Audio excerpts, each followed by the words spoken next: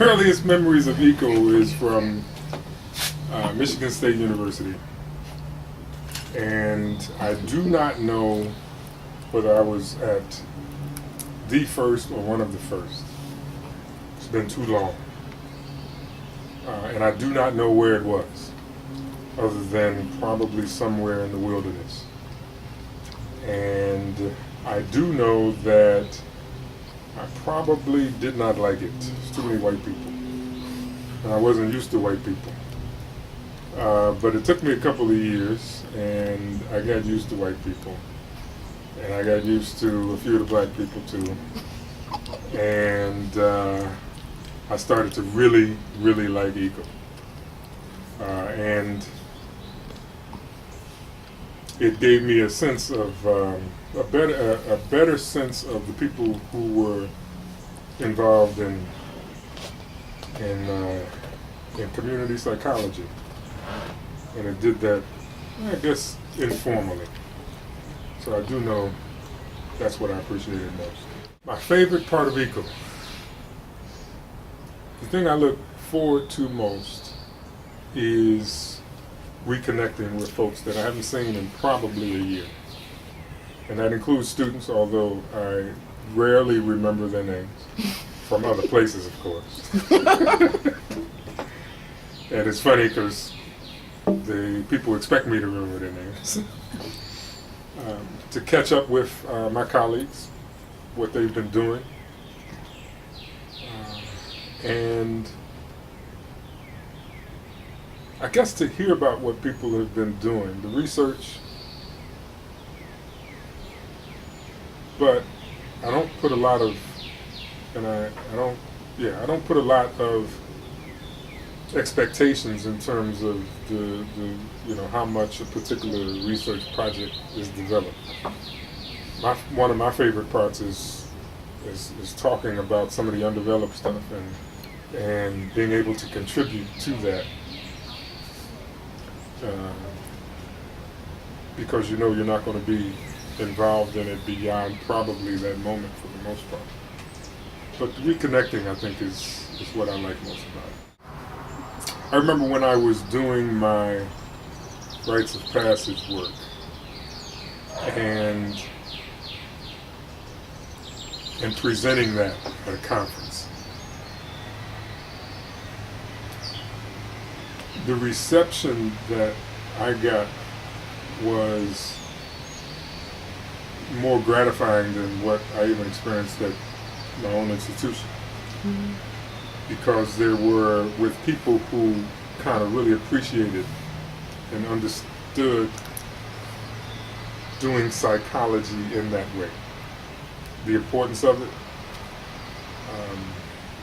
the whole idea of engagement, out in communities, and that was gratifying. That was I appreciated that, and I think in many ways a lot of us are in departments and schools and universities, and this is across the board. I think when it comes to community psychology, where folks either do not understand, do not appreciate, and to some degree perhaps do not even respect what we do. And so the power of the conference is partly to get around like-minded folks and to hopefully get appreciated by folks who understand, I guess, what we're doing in ways that others may not. How has eco changed over the years?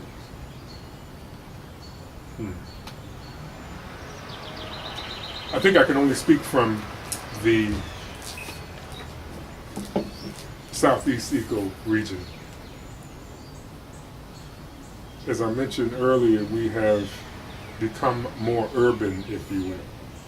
We have had more and more ecological community psychology conferences in urban settings. And I think one of the biggest challenges of that is maintaining the social aspect of eco, which I think is as important as anything. And I think one of the reasons for that is when you are in an urban setting, people have more options in terms of what they do when the formal part of the conference is not going on. So people run away.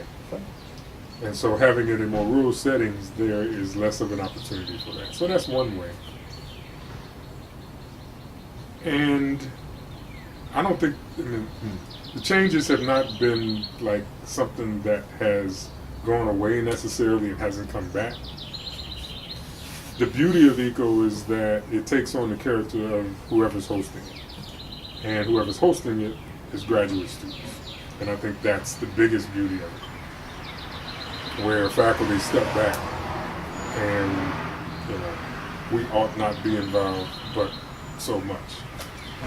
And so every conference takes on the character of the university and the students, that particular cohort who are there. And you never know what you're going to get. And so even though I prefer to be out in rural areas, be out in wilderness, be out with a campfire, when those times do not occur, I'm good. I think it'll come back around. And you get a flavor of, over the years, I think you get a good flavor of how the student body, those students who are coming into community psychology, the generations are changing. What they understand, what they like, sensibilities, all of that. And that's a good thing. That's a good thing. And to be able to capture that is both informative, educational, and something that we have to appreciate and respond to. But I do think that in many ways we have lost in some respect the opportunity for social engagement in real ways, where, like I said, people are forced to be together for extended periods of time informally. And there's something to be got from that I would like to see us hold on to as much as we can. Yeah. No, there's never any beer at Eco. And if there is, I don't drink it, because usually when we go to Eco and we're out, we're usually at like a Christian campsite and we're not supposed to have any alcohol, and we would never break the rules. That's what community psychologists never break the rules. Never break the rules.